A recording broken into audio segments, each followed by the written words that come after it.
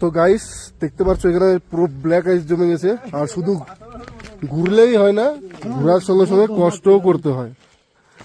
এখন এখানে গাড়িটা গেলে করবে স্কিড, যার জন্য লবণ দিয়ে গ্রিপ করা হচ্ছে জায়গাটাকে,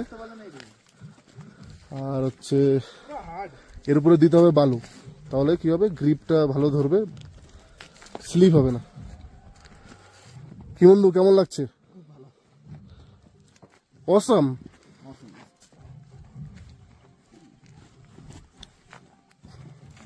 চলো দেখাচ্ছি কি করে গাড়িটাকে নিয়ে যাওয়া হয়।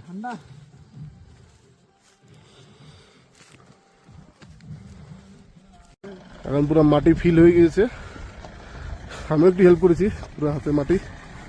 বাহ সুন্দর,